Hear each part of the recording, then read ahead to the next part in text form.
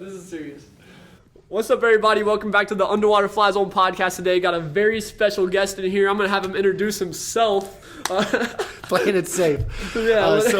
I'm Abel. I'm a local police officer here in Missouri. Yes, sir. And me and Abel met a very funny way. Do you actually remember how we met? Absolutely. Yeah. You tell the story. So it was actually my first call out to a party in town. Yeah. Okay. So we'd gotten just someone had pocket dialed 911. Yep. And didn't respond, right? Yep. So all they heard in the communications center was, we have a guy, it seems like he's yelling. There's a lot of people yelling in distress, right? And they give me out the address. So I'm like, great.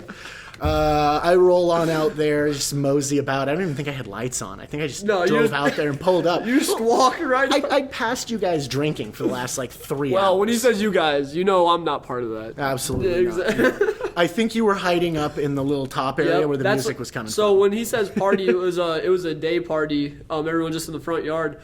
And my only reason to go to parties was just to go DJ with my friend Tigre. So, because I don't drink or anything. Yeah, you've told it to me many times. Yeah, so I was just hanging out up there playing music, and then you stroll up.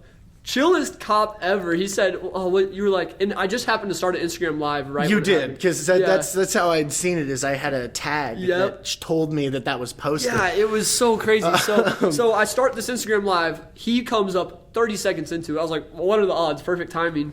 And I thought it was about to get busted or something, but he was like, hey, I just need to know who called the cops. I'm not here to shut you guys down. Yeah, I said I wasn't there to shut you guys down, and I tried to alleviate the tension of a cop just rolling up to the party by saying, hey, there's more of y'all than me anyway. Yeah. And it was valid. Do you have a fear walking up to that, as a cop? Pretty much every single call that I'd get called onto, there's always going to be a little bit of fear on it. See, there's that human side to this. I want to get more into that today, but continuing how we met, I posted that live. I'm actually going to repost it, so if you go check out the Instagram story, you can see the live video, how we met. So funny.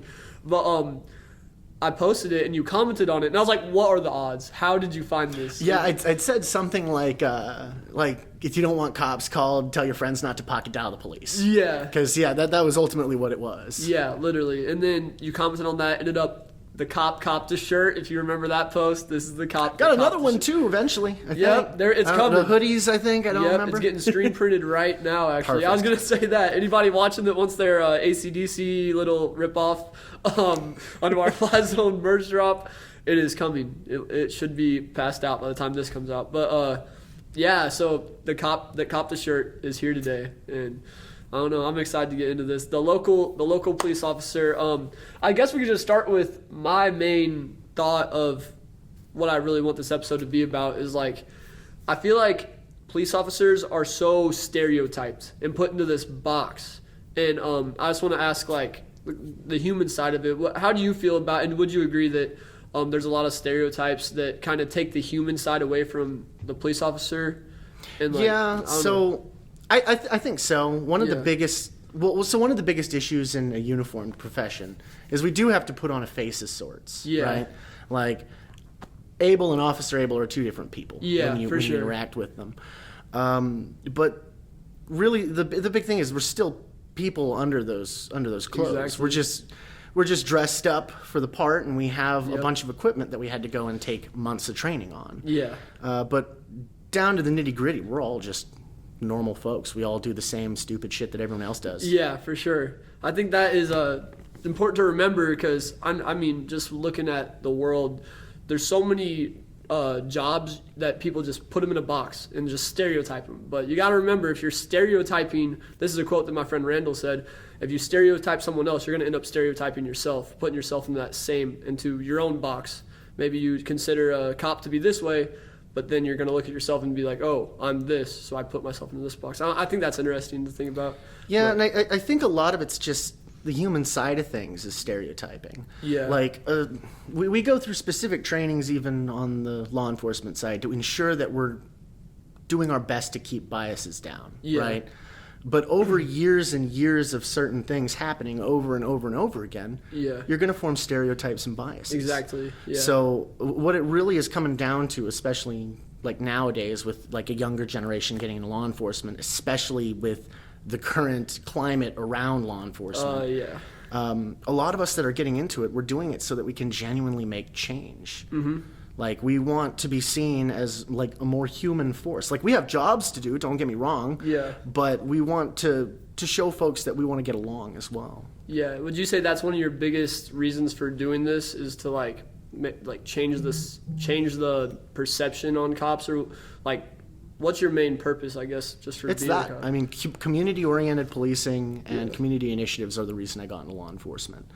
I was an engineer before I decided to do this. Really? So it certainly isn't the pay that got me into it. Yeah, but that was like one of my biggest driving factors to getting into law enforcement, was just being a community impact officer, being like the difference there. Yeah. Because I want people to be able to call 911 and ask for help, and when they see a police officer, not be worried. Yeah, for sure. There was no worry when you showed up to that party. It was actually like, I don't know, it's like I met my friend, one of my friends in Abel that day. Buddies that hadn't met yet. Town. Well, I met one of my friends in town that day. I got you. But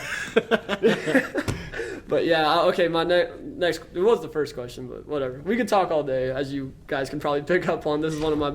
I got the gift of gab, so we can talk for as long as until this is turned off. I'll keep talking. For sure. But one of my first question originally was, how did you get into this? Like, what's your upbringing, and what has got you to where you are today? So I wanted to be a police officer when I was a kid, right? Okay. Like back when it was like, oh, I want to be in the police officers. Yep. I want to be in the Army, that kind of thing. I'd ended up going into engineering instead, but I was still in public safety. So I was a firefighter. I've been involved with the Coast Guard for the last 8 years. Wow. So it was kind of still being in it, but without being in it. I was looking for a change when COVID hit, right? Mm-hmm.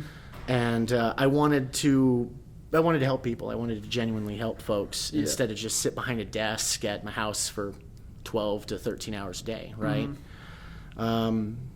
How I specifically landed here is even more interesting. I kind of just like, I get asked by everyone because I came from Texas. Oh, really? So yeah, it was completely out of the way here. If anyone says that I threw a dart at a map, they're wrong, technically. I threw a dart at a very specific portion of the map. Is what happened. Okay. My significant other at the time was in like Nebraska, over towards Omaha area. So I was like, well, I'll apply with them. I applied with St. Joe because I'm like, oh, Missouri seems kind of nice. I like the weather there. Yeah. And then just ended up literally a Facebook ad from 2013, mind you. So the job wasn't even police officer. It had a different title. It included being a firefighter in that job. So I was like, that sounds awesome. I can do both. Come to find out that changed like 8 years ago. Oh, my God. Like right after that posting, they'd adjusted that. The only nice part about it was I wasn't making the $10 advertised in that post in 2013. So it was much better there. Thank goodness, dude. Yeah, I was like, I'm going to take a pay cut for this one. But I ended up applying at the department. Came up here, interviewed on Monday, did my psych eval and my polygraph over the next 2 days. Rode along with them once, and then on Friday when I left, they gave me a job offer, a written offer. I waited till I got home, then I accepted it, and I moved here in November. Nice. That is awesome. Oh, that's last November, obviously. If I threw a dart at a map, you'd be technically wrong. It's only partially correct. That is crazy. So, okay, what do you actually do? Like, I know, like, everyone thinks they know what a firefighter does, what a cop does. Everyone thinks they understand, but I feel like there's so much more to it than the average person like me really knows. So, what do you really do on a day-to-day basis? You ever watch Law and Order? A little bit. It's nothing like that. Okay, that's what I see. That's significantly cooler. Most of my job consists of just standardized patrols, right? Yeah. None of them follow a set route. I kind of just make one up. Mine is like super cursed, my route. So my route starts at the station, and I quite literally ping pong down different streets between my house and my girlfriend's house. Okay. And do that on loop for 12 hours. Wow. Oh my goodness. Yeah. Some days, for example, Thanksgiving, I'm essentially paid to listen to music and be there if someone calls 911. There you go. I think I drove around for 11 of those 12 hours and did not see a single person. Wow. Yeah, no one had called, nothing came in. But then on the flip side, you'll have busier days that remind me why we're out there even on those slow days. Yeah. Right? Like driving around for 11 hours, it doesn't matter. You're going to feel like you're wasting money at that point if you've done nothing, right? For sure. But then you'll have those days where there's an emergency with a child and you have to fly across town at a terrifying speed, and everyone's going to call and complain about that. Yeah. But you're just trying to get there to help them, right? And it's one of those calls that reminds you why your job exists. And I mean, why you're out it's there. pretty common sense that, like, I haven't ever called the cops, but I know there will be a day in the future that I may have to, you know? So we got to have the dude out there patrolling around, or else what's gonna happen when you need it, you know? And I used to live on 4th Street, and Macy knows this. It was every Saturday night, right down the road, lights on, sirens blaring, and I'm like, what is happening? Like, what is going? Yeah, so I'm pretty far up on the northwest side personally. So yeah, a lot of where my route leads me to, I'll end up shooting straight down 4th if there's anything on the east side of town, because it's like one of the fastest, like one of the straightest, fastest roads to go down. Oh yeah, for sure. Oh, so say you're traveling down 4th, 9 out of 10 times, what are you going to it at 1 a.m. on a Saturday or Sunday? Lights on or lights off? Let's say, let's do lights on first. So lights on, if I'm flying down 4th, it's at 1 a.m., it's realistically a fire. Okay. It's either going to be a fire or something like dumb. Yeah, right? like a bar fight. Like a fight down at the bars, a fight on the square. That's pretty much it. Okay. If I'm running light, if it's nighttime, I'm running lights and sirens. It has to be pretty gnarly. Yeah. Usually I'll just drive there, and because at 1 a.m. there's not really cars out and about. Yeah. Right. So I can adjust accordingly. So I'll be going just slightly escalated out to something at night, and if I start to run into something that I'm going to need to break some traffic laws, that's when I'll turn my lights and siren on. Yeah. So if lights are off, where are you going? Same type of thing? Lights are off? Yeah, you just go in the same spot. 9 times out of 10, it's going to be a false alarm. Like someone pocket dial 911. Super, super common is that parents in town will give like old phones that don't have SIM cards or anything to their kids to play with, right? Oh, and they'll call 911. And they'll call 911, and no matter what, that always works. Really? So, yeah, if it's on a phone that connects to a tower before checking the SIM card, that'll always work. And even then, most of those phones had a security in place, so they'd always call 911. Never knew that. Yeah. Not giving my kid no phone. Yeah. I'll give him a plastic one. Yeah, like an iPod, like one of the iPod touches. Yeah, there you go. That's most of the time what we'll get. Sometimes I'll get like dogs at large, so someone's dog will break like a collar or like slip out of their house when they're going out to smoke or something. So that's the 9 times out of 10. What's the 1 time out of 10? We have some weird things. We have some super weird things. Okay. We had one that was like a break-in, right?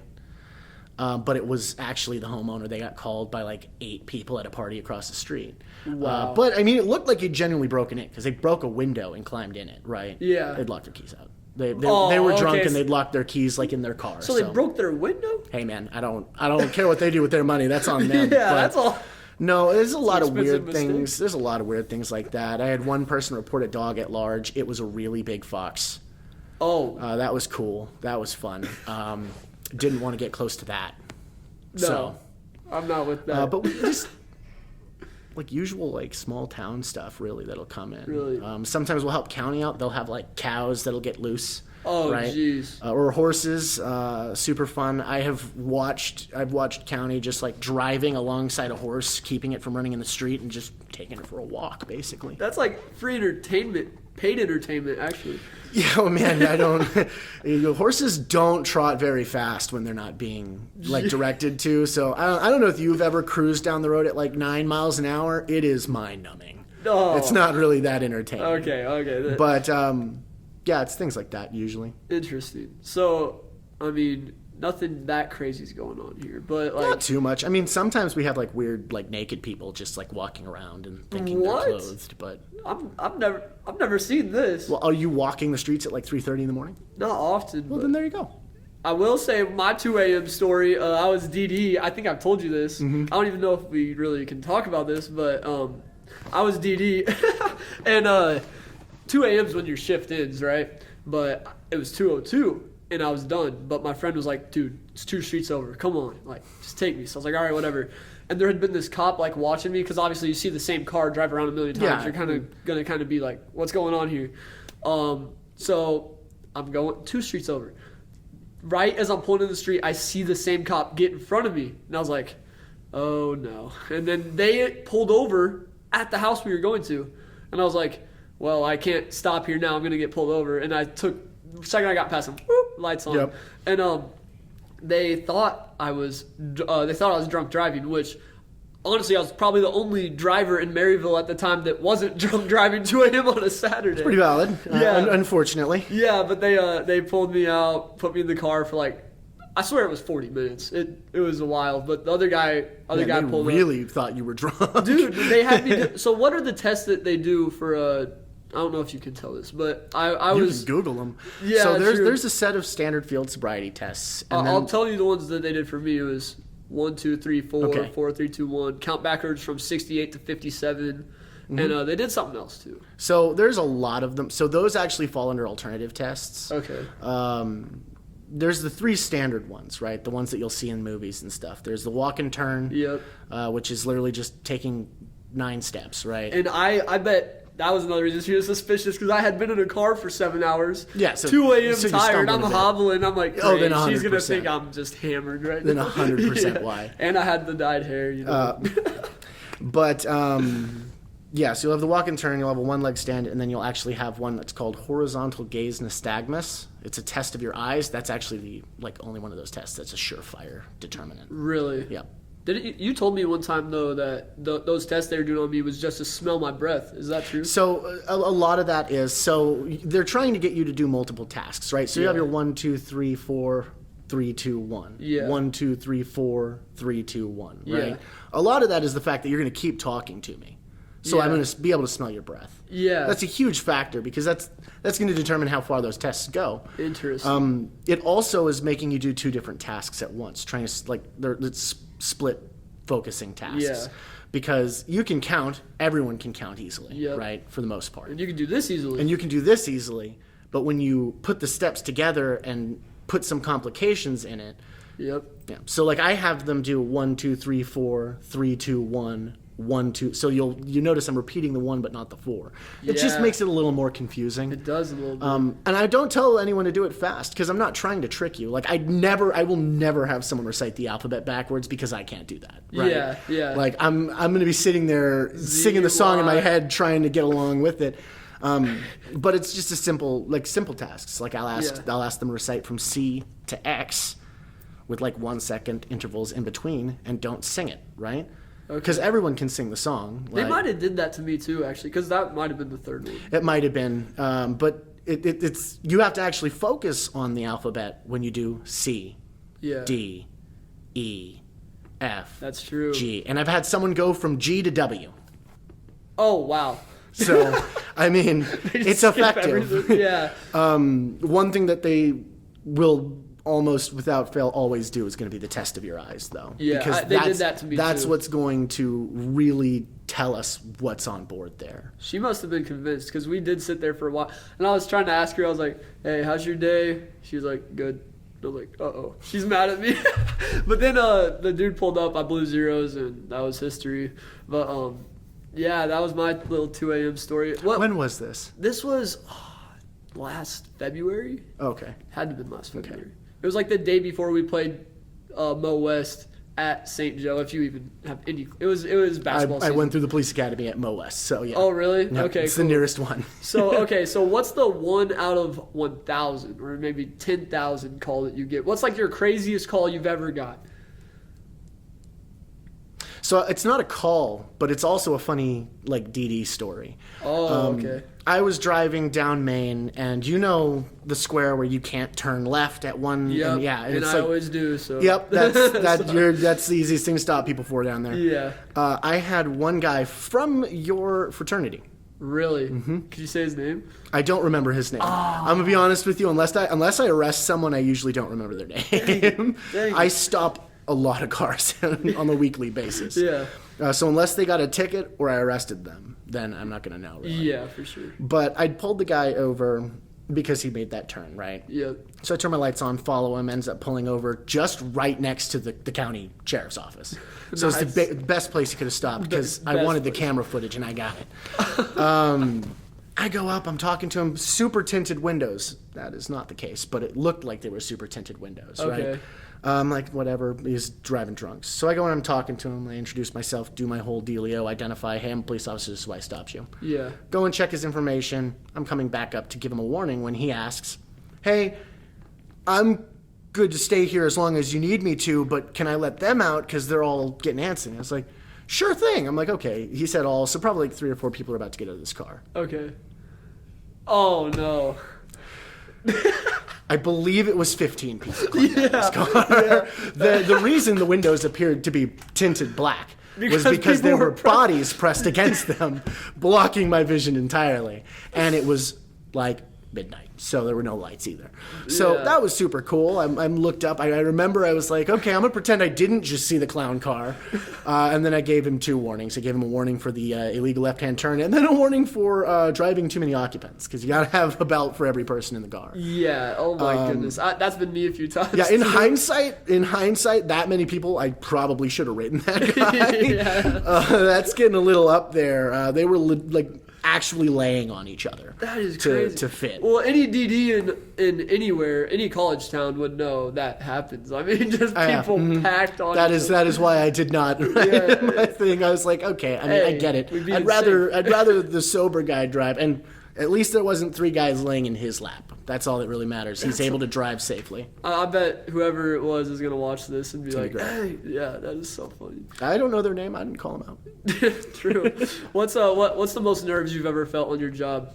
Because, dude, I feel like being a cop is like almost like being an athlete. It's like, oh my gosh, this is my moment. This is what I've like trained for. And you're like, here we go. Kind of. Just a lot more intense. Especially on the more like modern side, where you have a lot of us coming in for like community aspects, and we're not just sitting around eating food all day. So we're not. Like, I mean, I'm a big boy, but I'm not that big. For sure. We do prepare all the time. We train, we work out. I mean, I'm out running in the cold every morning. Yeah. Before work or on my days off, doesn't matter.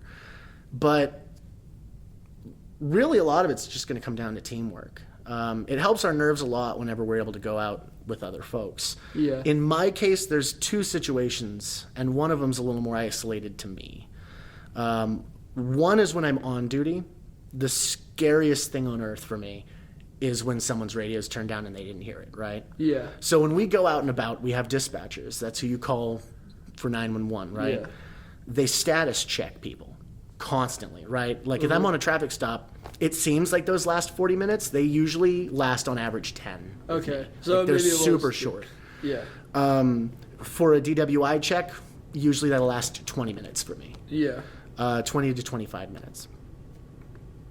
The scariest thing is 5 minutes into any call when they check status and the person doesn't reply. Okay. Right? Yeah. I've yet to, thank God, I've yet to have an incident where that's actually been bad, right? Mm-hmm. But nothing is more disheartening than me driving on like the north side of town when one of my shift partners is on the south side of town, just pulled someone over, no traffic's gone through yet. 5 minutes in, they status check them. And then they check again. Yeah. Right? Yeah. And then they call their phone. And then you get the all hands. So they'll say, city units respond priority to such and such's location. Failed 2 status checks, can't reach them by cell. That is one of the instances where you'll see a cop driving down super fast through town. Yeah, for sure. And with me, you'll know because I'm alternating those sirens out constantly. Yeah. So it's not just like the wee woo. You'll hear a lot of just like weird yelps in there, and like the one that's just like a loud horn, like everything, like all the noise I can to get down there quickly. Yeah. And even just hoping if it is bad that they're going to hear that noise coming and think that they're about to. It's about to go down. I need to get out of here and leave this cop alone. Have you ever had a situation where that was bad? Not here. Not here? Not here. I've had that. I guess the closest thing I've had would be Coast Guard side. Second closest that I'll talk about was a fire department side. Maydays, same thing. Okay. I would be sitting at my station out in Texas, and it'd be like a Mayday call, and you just see everyone hauling ass to those trucks and rolling because that means we got to go and start digging and get someone out. Yeah. Gosh. But on duty, that's the most nerves that I think will happen. I set myself up for failure though, so I get the same nerves when I'm off duty because I'm dating a police officer. Yeah. So it's super cool because now I get to listen to those status checks getting ignored when I'm not working and be like, awesome, and not be able to do anything in that moment, right? Yeah. So that's it. It's super fun. Yeah, for sure. So, like, why do you stay in it? Because with all the negative persona or whatever you want to call it, with all the negativity surrounded by being a cop these days, I have so many friends. Even myself, I'll take those tests when you're in the elementary. And it's like, what should you be when you grow up? Answer these questions. Everyone would tell me you should be a cop, and then a lot of my friends wanted to be cops, and they're like, I don't know. Even Macy, her brother wanted to be a cop, and he's like, I don't want to do it anymore because there's such a bad rap. What keeps you in it with all the negativity? What keeps you passionate and motivated and sticking in this? So there's a number of things, and it has to be. Yeah.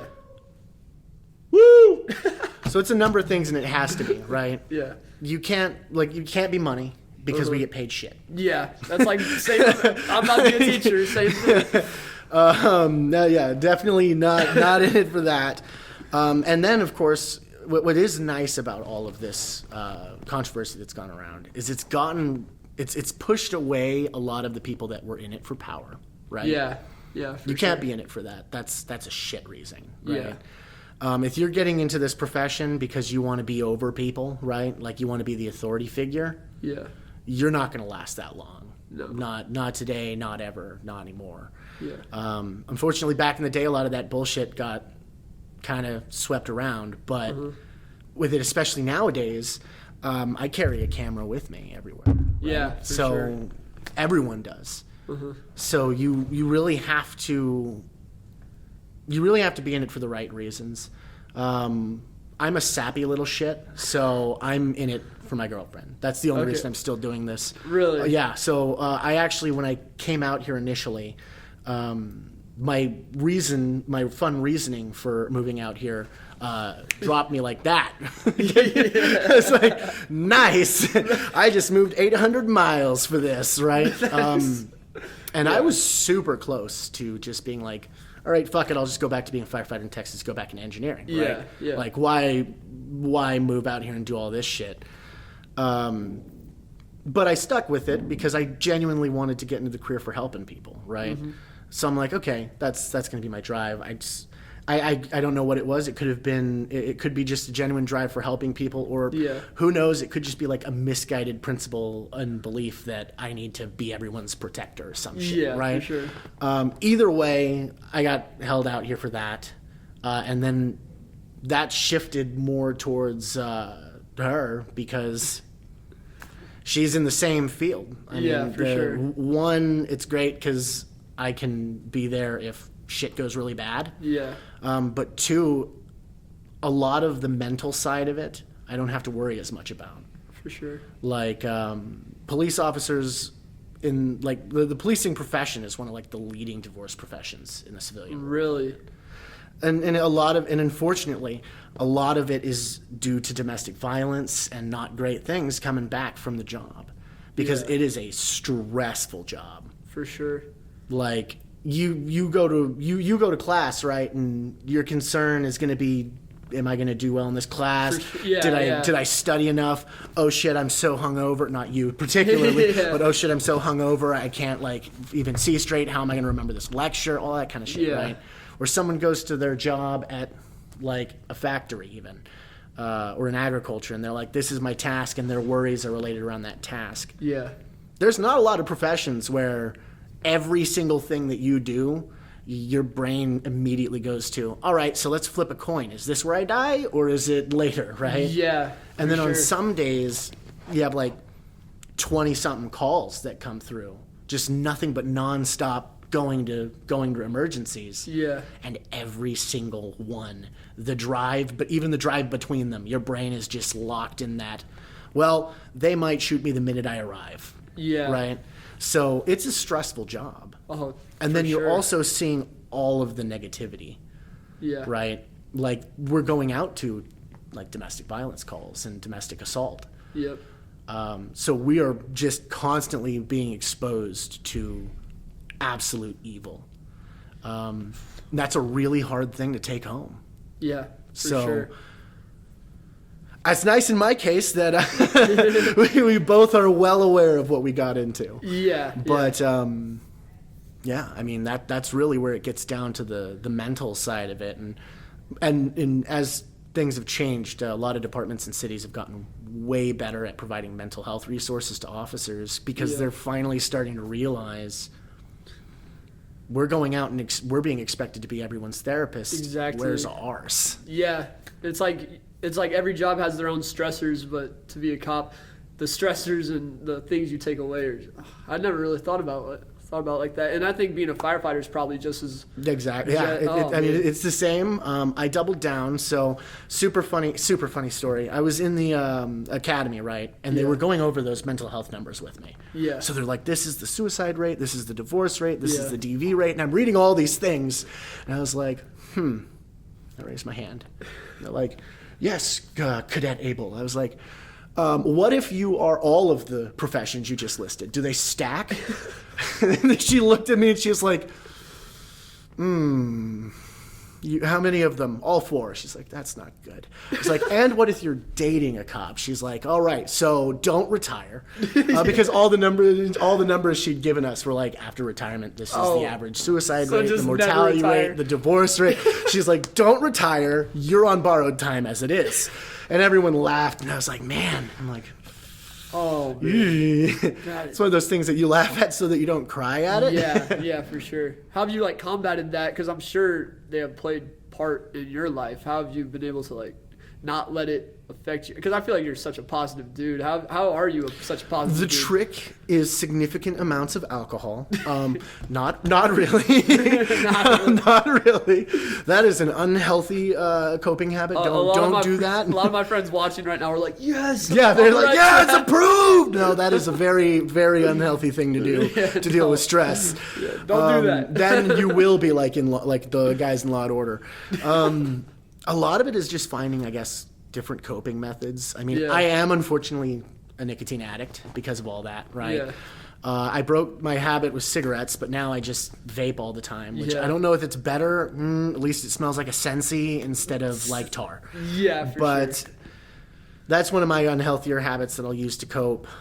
Venting really helps. Like I said, another super key aspect of my relationship is that we can vent to each other and it won't be like, it won't absolutely destroy her brain and be like, what the hell is he telling me? Exactly. Because she sees worse. I mean, her shift sees more craziness than my shift, so that works for me. I run a ton. I don't look like I run a ton, but I promise I do.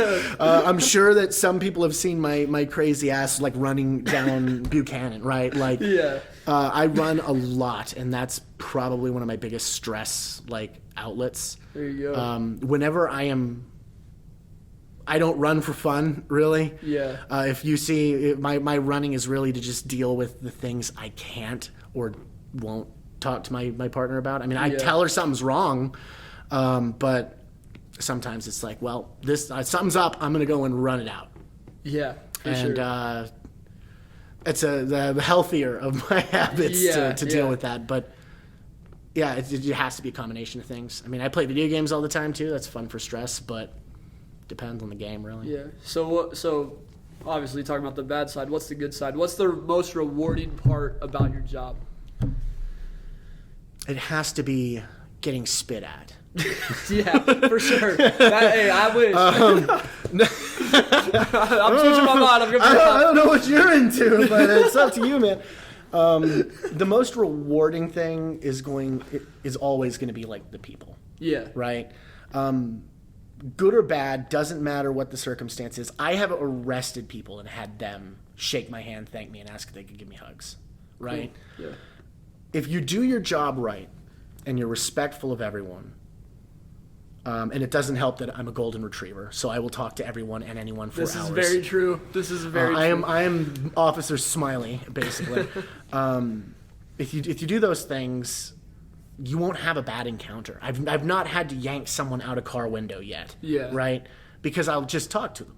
And I'll talk to them like people, and I'll tell them what's up. I mean, if I have to write someone a ticket, which is hard to do. I should write more than I do, but I give a lot of warnings. But if I have to write someone... What's up, CK? Hey. I have to. I'm going to tell them up front. I'm not going to be sneaky and be like, oh, I'll be right back, and then go sit in my car for 20 minutes and write this thing out, right? Like, they're going to figure it out probably a minute or so into that. Yeah. Like, it only takes so long for me to be told what's going on. So I'm up front about it. I'm like, hey, I got to be honest with you. I'm going to have to write you for this. Yeah. Right? Like, it would be irresponsible for me to not. So here's what's going to happen. I'm going to go sit in my car. I'm going to get this all written out, and I'll have it right back up to you. I'll go over it. I'll have you sign it, and then we'll be on our way, okay? Yeah. And as long as you're just transparent with people, then usually they'll pay respect in kind. Yeah. But a lot of the benefit to the job is going to just be people who are appreciative of what you're doing. For sure. Obviously, we have bad things that happen sometimes, and when I go out to those calls, I will almost always beat an ambulance and a fire truck unless I'm on one of them. Yeah. Right? So if I'm going out to those calls, I'm always going to be the first one there because I am in a car that can go super fast, has lights on top of it, and I am already driving it around town. Yeah. Right? I don't have to be... I'm not at the ambulance barn getting ready, running into the car, because you don't see ambulances patrolling, right? Yeah, no. Or fire trucks, with volunteer fire agencies especially, those guys are coming from their house to the station. Really? Like, okay. if the tone was to go off right now, I would be driving to the station for it. Okay. Because we don't have, especially in the evenings, we don't have on staff, like, full-time firefighters in that house. Yeah. We are all but 2 people volunteers. Wow. So the cops are going to be the first ones there in this town, almost every single time. And people can appreciate that when we go out there and we're trying to help them. They see we're there to genuinely help. Yeah. I did not know any of that, so that is crazy to know. But hey, you are the golden retriever. I remember when he came to buy the shirt from me.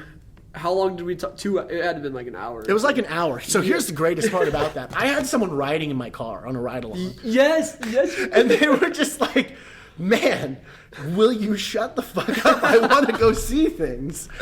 So, yeah, I mean, I'll talk to anyone and everyone. Yeah. I at one point stopped in the middle of the square in the road, turned my traffic indicator on so I could get out and pet a dog, right? Like, there was no cars, so I was like, yeah, I'll do it. Yeah. But, like, if I see someone walking a dog, even on campus, I'll usually stop and I'll roll my window down and be like, hey, I know it's creepy, just me stopping here, but can I pet your dog? That is so awesome. I'm a dog person at heart. Great. So I just try to talk to everyone. It's the best way to get to know folk. And this isn't a big enough town for me to have any excuse not to try and learn awesome. the townies. I remember whenever also I was on another Instagram Live, and I just look over and I hear, all right, I know you on the radio. Yeah, on the PA. Yeah, that was me passing through campus. Yeah, no, I was listening or something, and you mentioned that you were at the tower. Yep. And I was like, oh, that tower. Yeah, so yeah, I'd rolled by. I think I'd said something just like no skateboarding or something stupid. Yeah, it was that. And then you chased me down, so that was funny. Yep, I chased him down. I caught up to him. Also, poor life advice, unless you know the guy, do not chase down police officers. Yeah. That is a really bad idea. In this case, I watched him chase me down though. And so we were in like, contact. Okay. I had him pulled up in the comments on the Instagram. Yeah, I was like, all right, yeah. So don't chase police officers. Frowned upon, poor life decisions there. Very. Yeah. But But yeah, it just anyone wants to talk to me, I'll talk to them for days. That is awesome. But, I mean, unless a call comes in, I'm getting paid to drive around, so I might as well like talk to the community. Literally. But all right, guys. So we are 40 minutes in, and I haven't even pulled up the questions from the fans. Oh, that's good. So I'm watch them not load. Come on, man. But yeah. All right. While this is loading, favorite. What did I ask earlier? Favorite color other than blue? What'd you say? All right, man. Now you're just so not this blue, but that blue. Yeah. I like the light blue. Yeah. Hey. Other than that, it'll be red because it's my girlfriend's favorite color, so I can get away with it. There you go. Again, big simp. Are you a sports guy? Kinda, yeah. More soccer than anything else. Oh, so how do you feel about USA? Oh wow, we only got 2. I don't want to talk about it. Oh my god! My phone blew up. I was working when the game was going down, and it was early on a Saturday. So. I'm not really that big into sports, to be completely honest with you. Yeah. I mean, I'll watch like local soccer games if anything. There you go. The town I came from, right before I moved, I timed it like absolute shit. Right before I decided to uproot my entire life and move, 800 miles away into the middle of nowhere. Yeah. The city I lived in had finally gotten its own soccer team. Yeah. So that was cool. It was perfect timing. Like perfect timing. Now that I leave, let me pick up the jersey, so I'll support them from far away. I lived less than like 7 minutes from their giant stadium they'd just built. So that was good timing. Oh my gosh, man! All right, a lot of these questions are stuff I already asked, but I'll try to find a few that. I'll answer any. And how long have you been a cop? Is one that I haven't. That's a good one. Less than a year. Less than a year? Mm-hmm. So what? We were one of your first calls at that party? I literally started by saying that was my first party call. Wow, really? The guy that came up that you said, "Oh, another cop on your live stream." Yep. That was literally my training officer coming to make sure that I wasn't like getting stabbed by a bunch of college kids. Wow. Yeah, I had just been cut loose. Dude, if any of you college kids stab a cop, get a life. Actually, you are gonna lose. I'm a big boy. Like you got to get through a lot of blubber before it's gonna actually hurt me. So if you do it on like the baton side, so I can't grab that. I guess there's some advice if you want to attack me for any reason at all. This is not in here, but so the stuff you wear, what have you used? And what have you actually had to use? And how do you use it? So I have used almost everything on my belt. However, not on people. Okay. So, fun fact, cows don't give a shit what you want them to do. Yeah. Yeah. Okay. But when you take the taser out and you pull the thingy off so it won't shoot, when you take the cartridge out, it's basically a noise machine. Okay, right? Yeah. Pepper spray is really good if you're getting chased by wild animals that want to eat you. And my baton, I'll joke about my baton all the time. I'm just you fight with me, I'm gonna fight unfair. I have a big old metal beady stick. That's not for people. That thing's such a pain in the ass.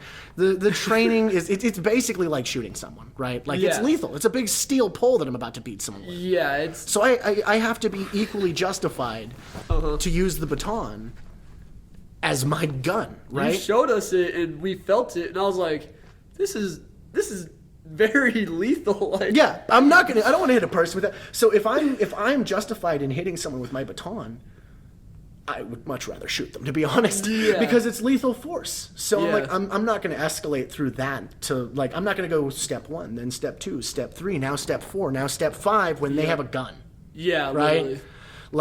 I'm not gonna play the alphabet game with my belt. I'm gonna pull my weapon. Yeah. That baton is more useful for dogs.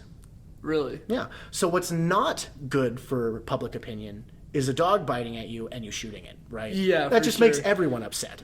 That makes me upset. If I had to do that, I'd be upset. I'd be like, please don't make me do this. I'd be crying, right? Yeah, for sure. What is really effective though is holding that baton upside down along your arm. So when they bite down, they get a big old bitey bite of metal and a little bit of not metal. Right? Yeah. So it's going to hurt me a little bit, but they're going to be like, not doing that again. Yeah, and you're going to not have to deal with the fact that you shot the dog. Yeah, then they're going to run away from me, and I don't have to get into a fight with someone's pet, because that's not what I want to do. How many times have you had to pull out the old metal to the arm method? I've pulled it out twice. I've not had to use it. Okay. I just preemptively had it there. I'm like, this dog's going to jump at me. I'm not going to be in for a good time. Yeah. And then the dog got close enough and was like, and then ran away. Pepper spray is also good for dogs.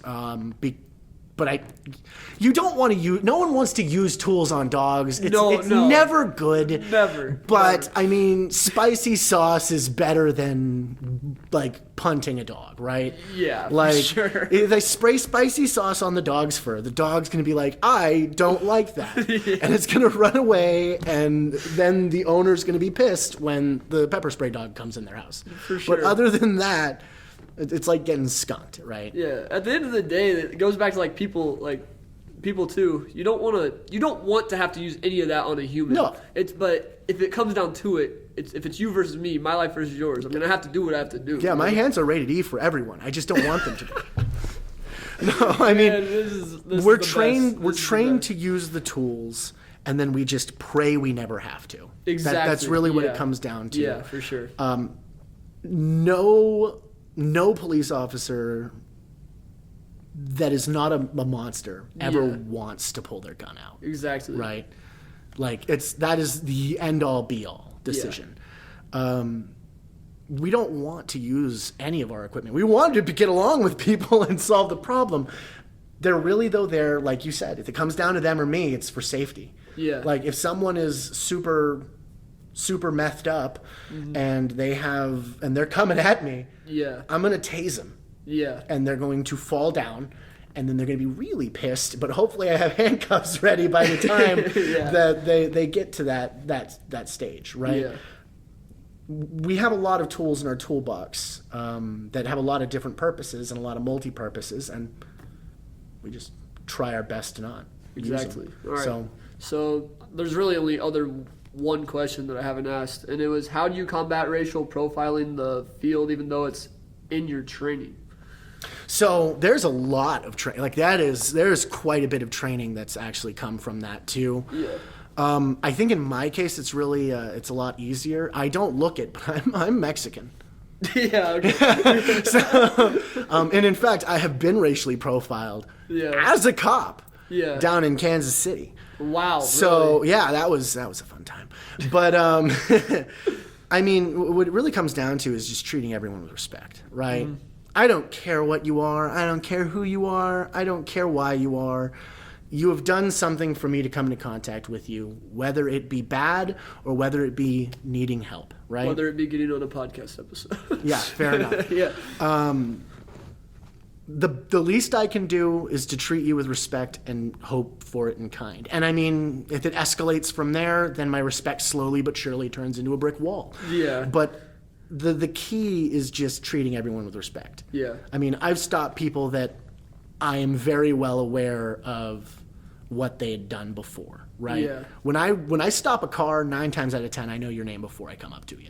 Okay. I either know your name or your parents' name because it's college town, right? Yeah, yeah. And if it's your name or your parents' name, 9 times out of 10, I'll have your driver's license sitting on my computer before I walk up. And I've made sure that me walking up there isn't going to get me shot off the get-go. For sure. Doesn't matter, though, what you've done, right? I've gone up to folks that I know that they'd literally just been released from prison for, like, drug trafficking, right? Yeah. That doesn't make any difference at all. It doesn't change any of the way that I'm going to go up. I'm going to give them all a friendly howdy. I'm going to introduce myself, and I'm going to tell them why we're talking, right? Yeah. And from there, they're directing the conversation. Yeah. I mean, if they're just like, well, this is what happened, da-da-da-da-da, or even if they come out like yelling and screaming. Has that happened? Yeah. Oh, gosh. The key is de-escalation and just trying to get that calmed down manageably. And if I'm talking to a person like a human being and they calm on down and we're on the same level talking now, yeah, then there's not going to be a problem. Exactly. That's really the key to it. Doesn't matter who you've stopped. Yeah, for sure. I think everyone watching, everyone, no matter what your opinion is, can say, we thank you for being like an awesome cop. You know, I do my best. And there definitely is. I believe with every job, there's good employees, bad employees. Would you say that's the same with? I mean, it's got to be the same with officers. I think so. Yeah, I mean, and unfortunately, it is. I'm hoping that with a lot of the change and controversy, because that does negatively impact me. Yeah. That negatively impacts me. That negatively, God, I can't talk. Impacts my coworkers. It has an effect on everyone in law enforcement, good or bad. Yeah. I'm hoping that the bad impact it has on some of us that are trying to do our jobs the right way, at the very least, has the helpful byproduct of making it a little less appealing to the people that really don't belong in a profession where you need to talk to people. Exactly. It's tough how loud negativity speaks, though, because it's like one bad decision by someone out in Ohio is going to have an impact on you. And and we see the one bad, but we don't see the 10,000 good. Yeah. You know. Yeah. It's everywhere. I'd stop someone not even 2 blocks from your house. So yeah. There you go. I'd stop someone not even 2 blocks from there, and it was super funny because they literally, as I'm walking up to the door to speak with the gentleman I'd pulled over, they were screaming, "Fuck 12." Right? As you were walking up? The whole time. So I think they'd screamed it 4 or 5 times, like throughout the traffic stop. And probably good for this, but I had at one point turned around and been like, "I do!" And then I went back to my car and kept typing. And then I left. But it's like, you got to let all that negativity just bounce off you, man. I can't, because if I let that get to me, I'm going to be a dick on my next traffic stop. And I stop everyone. I don't want to be an asshole to anyone. I do. Get it? Because he's, dating a cop, Man, that's funny. You said, I can't speak. Dude, you are like the most well-spoken. I don't know. You just talk so perfectly. It's all of that lack of an education that I got. No, Where'd you go to school? I didn't finish, but I went to school. I started out in Texas. Then I switched to like an online school when I got into software side. And then I got to the point where I was like, I really need to finish and get more debt at that point. Exactly. I regret that immensely, just so you know. That has definitely had an impact. I'm actually going back to I just am using right now an online school. I want to come here for my master's, actually. Come here? Mm-hmm. Oh, that's awesome. I love it here. So, I'm going to miss it, dude. I'm glad we're getting this in because tomorrow's my last day on campus. I'll still be up here, though. Okay. I'll be student teaching. I was about to say, how am I supposed to pull you over now? Literally. It's like the only way. How are you supposed to write me tickets? I won't write you tickets. Okay. No, I won't. I'll hold you to I'll 100% write you tickets. If you see a black car driving about 120 down. Oh, no, you're kidding. See, I was honest. I won't write you a ticket for that. Take me to jail. Correct.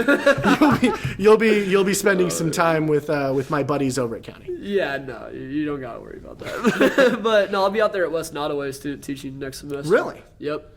That's awesome, man. I'm excited. That's right. You were doing the physical education side, right? Okay. Go Rockets, baby. It's my school. It's gonna be my school. I told Macy by the end of it I'll be principal. There you go. That's the goal. I met the principal over there, so you got some time to get there. But yeah, no, I mean it's a good profession, man. Yeah, I appreciate it. Well, is there any last things you want to throw in here? I know you're a big supporter, always great guy right here, always supporting, always. I've now bought 2 pieces of merch. There we go. I'm gonna take after this man. Yeah, I'll wear one of the. I'm gonna wear that hoodie under my uniform when it's cold. Nice. God, it gets cold. I came from Texas, man. It was like 90 in the winter.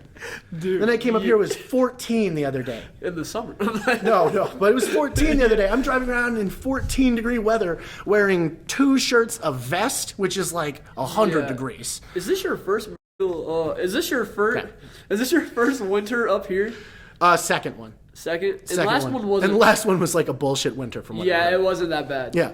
No, I knew I was in for a good time when it snowed in October. Yeah. Yep. I was like, this is gonna suck. October was a little late. I've seen it in September, my freshman year. I'm not ready for that. Yeah. No, that's this is my first I guess true winter up here, and I guess we'll see how it goes. This is only like my 5th time seeing snow, really. That's crazy. Yeah. What?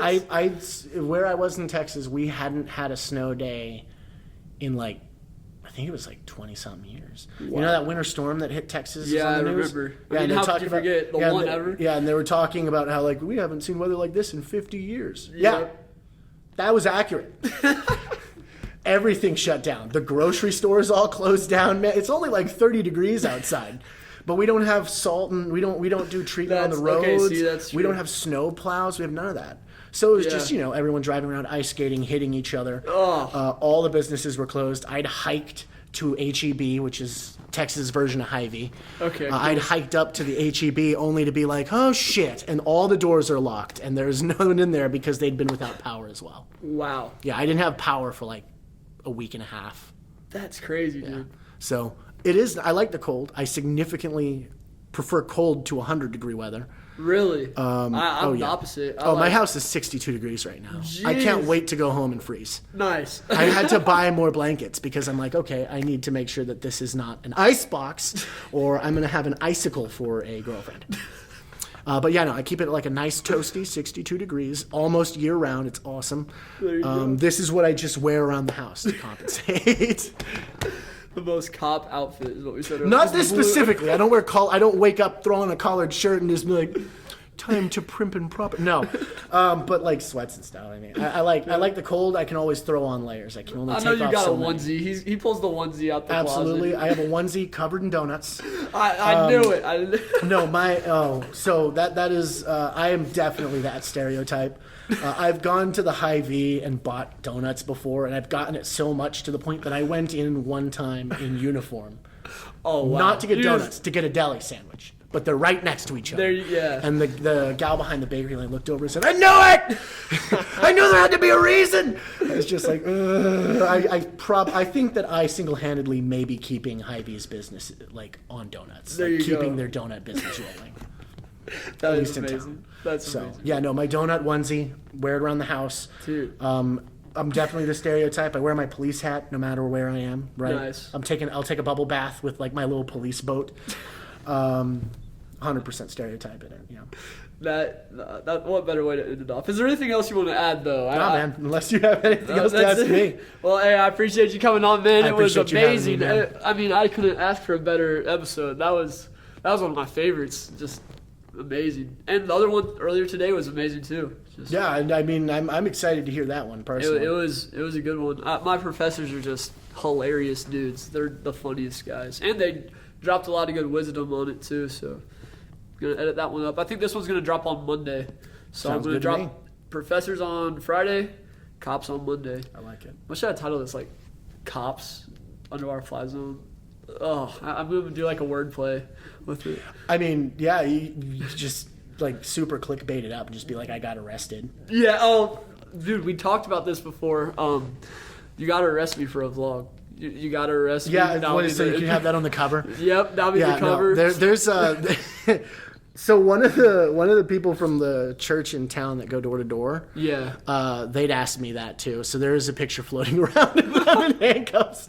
Me That's holding amazing. them. I was like, hey, I mean, well, okay. Dude, we could video it. That'll be the intro to the vlog. You just like aggressively like, I'm getting in the car, man. Does anything about me look aggressive? I bet you could pull it off. You could act a little bit. You were in theater? No, I Never? wish. No. I was in choir. Great. I was in choir too, but you could get cut from choir. Did you know that? You could get cut from. I got cut. What did you choir. do? Just really bad voice. I don't know if you guys know. I'm pretty nasally. Just they said literally that was the one. Me and one other person got cut. You got cut from choir because of your voice? In 8th grade. If you know, I got cut from basketball in 8th grade. Also got cut from choir. And when I say cut, teacher's an asshole, dude. When I say cut, I sounded like this in like in middle high school, and they were like, "I guess we'll just tolerate it." How big was your school? 2,000 or 3,000. Okay, so I have no excuse. I'm just that bad. When I say cut, they threw me in mixed choir, which is basically just the horrible. It's like the 7th grade choir. Oh yeah, no, I was definitely in mixed choir. I was not in the top one, that's for sure. Okay, but I was also in like band, so. There you go. I wish I did band. If I could go back, that's one thing I would have done is learned how to play the drums. Yeah, hey, if you're in the drum line you're watching, you have the most swag out of anybody I know. People in drum line are just I wish sick. that I had that. I mean, I'd just be rolling in ladies and men's if I could do that. Instead, I decided to learn how to play the clarinet, so I'm Squidward. Basically, yeah. It's fine. Dude, I'm gonna learn how to play the piano. Hold me to that if you're watching. I'm gonna learn how to play the piano by the time I'm 30. It's a long goal, but it's gonna happen. You're giving yourself a lot of time. I've been practicing piano for the last like 2 years. Really? Is it tough? It's pretty much. I mean, I also work like fucking constantly. So yeah, for sure. I can't take lessons. So I'm kind of just like, well, let me watch this YouTube class, take my master class. Yep, basically. But, all right, hey, I gotta blow my nose at this point. I don't know if you can tell, but thanks for watching. I love all you guys. I appreciate you tuning in. And Abel, it was better than I could have ever imagined. That was a great anytime. episode. I'll come just show up if you ever want to do it again. I'll arrest you in one, and you can just use that. Yeah. Yeah. No, we'll just be sitting here chilling. Mid-interview. Mid-interview, I'll just walk you out in cuffs. Literally. And then of course I'll let you back in at some point. Exactly. Dude, you should co-host one with me. I'd be down. Guy. Let's do it. I don't know how useful that'll be though in interviewing. Dude, I don't know. I'll just be like, have you ever committed any crimes? Yeah, let me write this. Pull out the handcuffs. Just body camera. All right, hey, we can go all day. I'm gonna end it. Save myself some editing, but hey, love you guys. Make sure to like, comment, subscribe. Make sure to comment your favorite moment of this episode. And I'm gonna go blow my nose before it starts dripping. But love you guys. I'll see you later. One time I didn't bring.